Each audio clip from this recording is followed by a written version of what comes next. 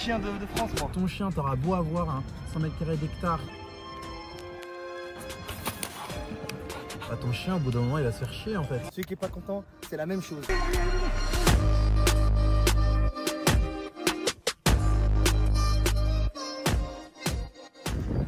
Yo mec, excuse-moi, est-ce que tu penses que je bats ta chienne sur un 100 mètres? Je sais pas comment toi tu cours, mais elle, je sais, et clairement, je pense qu'elle te l'anime. Est-ce que t'es chaud qu'on essaye là maintenant? Ouais, vas-y, pourquoi pas. Parce qu'on a un stade là-bas, t'es chaud? Vas-y, Allez, carrément. vas-y.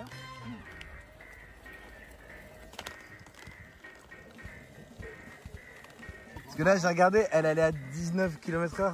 Ah ouais? Ouais. Je pense qu'elle pouvait monter et tenir vraiment longtemps comme ça. Parce qu'elle semblait pas du tout en galère. Ah oui, carrément.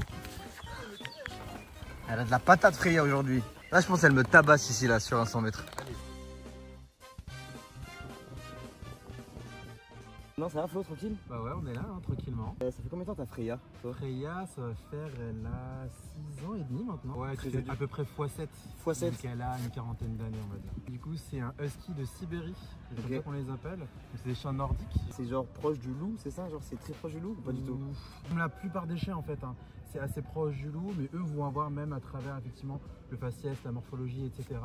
Ça va y ressembler. T'es en train de bouffer mon sac, Freya. C'est la première fois qu'elle va sur une piste. Première fois qu'elle fait une piste, ouais. Ça va être un mix de ses besoins principaux, donc les sorties matin, soir, les classiques. Ouais. Et autour de ça, ça va être effectivement en fonction de son état, de son mood, des grosses courses, donc soit du sprint, soit de l'endurance. Et comment tu sais si elle est dans un mood où elle a envie de courir et tout, ou c'est un mode plus petit, je veux juste marcher genre. Ça va se sentir dans la direct. marche. Ouais, dans la marche. J'ai fait un kilomètres. test une fois, avec un ami, et en termes d'autonomie, je peux donner une estimation d'autonomie de trottinette électrique. Trottinette électrique. Elle a duré approximativement 3 heures d'endurance. Elle a fait 3 heures. Non-stop, pratiquement non-stop. Elle a couru pendant 3 heures. Pendant 3 heures, et elle avait des vitesses de pointe à peu près 20 km. En vrai, elle pourrait tabasser le record du monde du marathon sans problème, je pense. Bah c'est ça, et encore c'est pas vraiment un chien entraîné, tu vois. Mais, tu peux entraîner des chiens aussi, ça se fait un peu? Je pense que ça se fait dans des élevages très sérieux, qui vont faire vraiment du chien, de traîneau, attelage. Ils vont à la salle quoi, ils vont au fitness park. C'est un peu ça Ils dans sont le sous créatine. C'est vraiment ça. Le fait d'élever un chien comme ça en France où par moment dans l'année il fait quand même un peu chaud, tu fais attention toi du coup? Oui, toujours, toujours. Ce qu'on conseille, c'est que au-delà des 20-25 degrés déjà, forcément toujours de l'eau à disposition pour le chien, des zones d'ombre aussi, parce que le chien va avoir besoin de ce temps de repos, de calme, pour pas trop être exposé au soleil. Okay. Alors après, en sachant que les skis ont 2 couches de poils, donc le soleil le supporte quand même relativement bien, mais il y a une limite, comme n'importe quel chien, de moins 30 degrés. Moins 30. Moins 30, elle peut tanker. Parce que c'est des chiens du Nord, tu vois. Moins 30, Freya, tu peux tanker? Elle peut tanker. Oh, ouais, je tiens. Moi, même mes bains froids à 10 degrés, déjà, je suis en galère. Et Freya, elle a quel tempérament? Genre d'un chien à l'autre, ça peut vraiment changer? Il peut y avoir des différences. En fait, on va dire que sur une race, de manière générale, peu importe la race, on va avoir des similitudes en termes de comportement, de caractère un petit peu, mais il y a le comportement et le caractère qui font que certains chiens vont avoir des similitudes et d'autres vraiment différents. Typiquement, il y a des huskies que j'ai rencontrés qui étaient moins dans le jeu que elle, ou moins énergie. Genre souvent on dit, je pense que tu sais ce que je vais dire, oui, exactement. Mais genre le propriétaire du chien, on dit propriétaire, maître, c'est quoi le terme le plus adéquat pour toi? Le plus sain, je dirais que c'est propriétaire de chien. Souvent on dit les propriétaires de chiens, ils ressemblent beaucoup à leur chien. Enfin les chiens ressemblent à leur propriétaire. C'est ça. Tu penses quoi de cette théorie? Moi je suis assez d'accord, dans le sens où en fait ton chien, tu vas l'adapter à ton mode de vie en quelque sorte. Même tu dois aussi t'adapter à Il y a beaucoup de personnes qui prennent des chiens un peu comme des jouets à Noël et malheureusement parfois il y a des abandons. Tout ça, ce que les gens n'ont pas en tête souvent quand on va adopter un chien, c'est que le cadre de vie le plus sain que l'éleveur a mis en place au début, quand le chien est né, en fait il faut le poursuivre tout le long de la vie du chien. La santé, ça va être effectivement que le chien va avoir des rappels de vaccins, le vermifuge c'est pour tout ce qui va être vert, etc. que pourrait avoir le chien dans l'alimentation, ce qu'il va trouver dehors. En fait, je me rappelle une des premières discussions qu'on avait eues quand tu m'as dit que tu vivais en appartement, je me suis toujours dit que je voulais pas prendre un chien tant que j'avais pas un jardin. Et à ce moment-là, tu m'avais terminé, un peu, tu m'avais débunké le truc. Est-ce que tu peux débunker le truc en live? Parce qu'en vrai, je trouve que c'est grave raison en fait, de ouf. En fait, l'idée de se dire que effectivement, il faut un minimum d'espace vital, parce que juste au niveau de la réglementation, ce qu'il faut savoir, c'est qu'en élevage, le chien doit avoir au minimum 5 mètres carrés d'espace entre parenthèses de vie. Il faut se dire que même si l'espace de vie n'est pas énorme, il faut toujours penser aux besoins du chien. Ton chien, t'auras beau avoir 100 mètres carrés d'hectare, mais il n'y a pas un chat, il n'y a pas une vache, il n'y a personne, ton chien au bout d'un moment il va se faire chier en fait. Moi je privilégie le fait de dire qu'il vaut mieux avoir un espace, même pas forcément trop grand, mais avoir le temps de pouvoir s'occuper de son chien pour le sortir, découvrir le monde en fait, la vie. Donc d'abord le temps puis l'espace. Pour toi dans ton ordre de grandeur, les deux sont importants, sont importants. Mais le temps, le temps est privilégié devant l'espace. Okay. Exactement. Donc, un chien en moyenne à peu près, sur les chiens de cette taille-là, ça vit à peu près 12 à 15 ans, on peut compter aux alentours de 15 à 20K durant le temps de sa vie. C'est quasiment 1000 € par an à peu près. Si ça va bien en fait, s'il n'y a pas de problème de maladie, de santé, ce genre de choses. Quelques mots, enfin c'est surtout en me basant un peu sur ce que j'ai vu auprès de la ASPA, c'est de se dire qu'à peu près 30% des abandons malheureusement c'est une mauvaise gestion financière.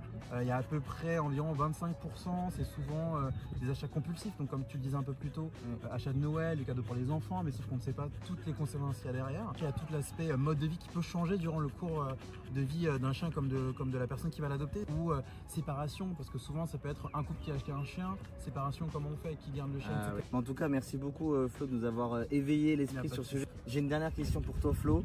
Est-ce que tu penses que Freya me bat sur un 100 mètres? Je pense qu'elle peut te battre, vu l'entraînement entre parenthèses qu'elle a eu depuis qu'elle est petite, il y a moyen. Ok, et tu penses sur un 30 mètres là-bas? Il n'y a aucun monde où tu la bats, vraiment. Eh bien, on va voir ça tout de suite. Et si demain je veux adopter un chien, c'est quoi les points essentiels, on va dire les cases à cocher? Vraiment, c'est renseigner, comportementaliste, de connaître les besoins de la race, parce que en fonction des races, c'est pas forcément les mêmes choses. La patience et l'argent aussi. Patience, finance, un autre mot qui rime en anse, résilience. Résilience.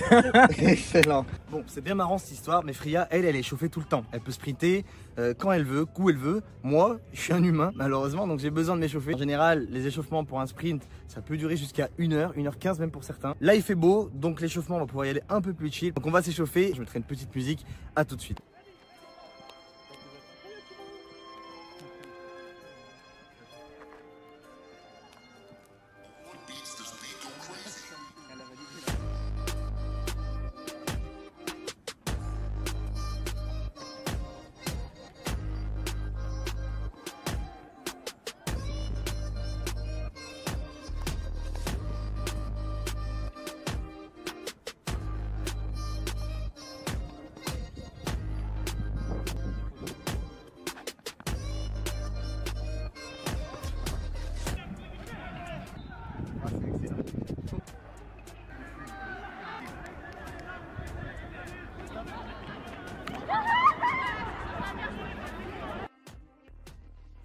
On vient d'essayer de courir avec Freya en guise de chariot qui me tire, c'est trop bien. La sensation elle est énervée. Pour finir l'échauffement c'est génial. Je pense j'aimerais bien le faire sur une ligne droite. Tu penses qu'on peut faire ça Flo?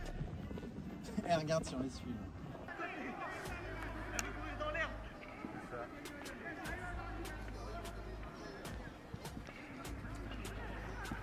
Elle court dans l'air, elle va pas courir sur la piste.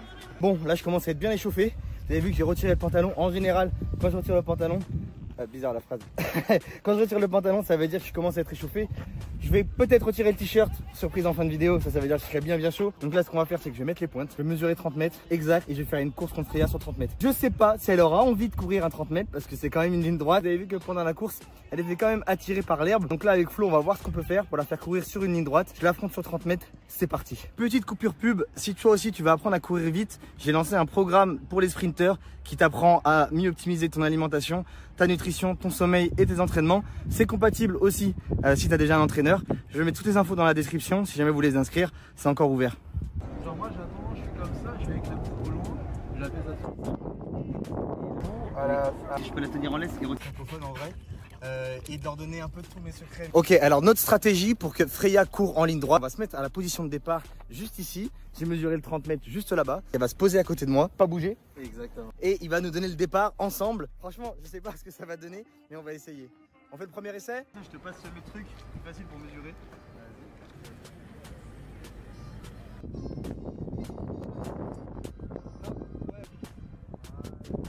Là.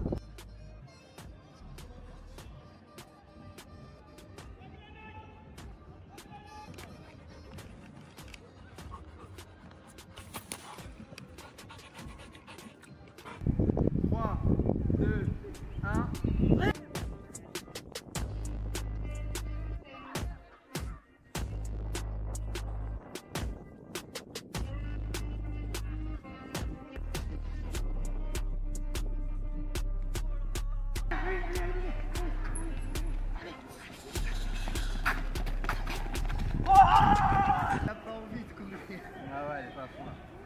Bon ouais, après tu gagnes. Moi ça me va. J'attends. Moi j'attends, moi je défie tous les chiens de France moi. Ok, bon, 2 courses, 2 victoires, voilà. N'en déplaise aux fâcheux, n'en déplaise aux rageux dans les commentaires. Je sais ce que vous allez dire, ouais, mais elle a pas couru. Et je m'en fous, moi. C'est dans la tête, concentration. Moi, j'étais concentré, elle était pas, j'ai gagné. Celui qui est pas content, c'est la même chose. Freya, elle est un petit peu fatiguée parce qu'elle a pas mon cardio, vous comprenez. On a la vitamine chaque matin. On va essayer d'envoyer, faire un bon 100 mètres. On a des belles conditions, le vent est... Ah, elle m'a léché le doigt avant ça. Bon, je viens de me rincer la bouche, donc il me reste un 100 mètres à faire. Qu'on va aller faire là-bas à l'opposé. Tu peux montrer la belle ligne droite. Regardez-moi comme elle est droite cette ligne. Wow, j'ai jamais vu une ligne aussi droite de ma vie.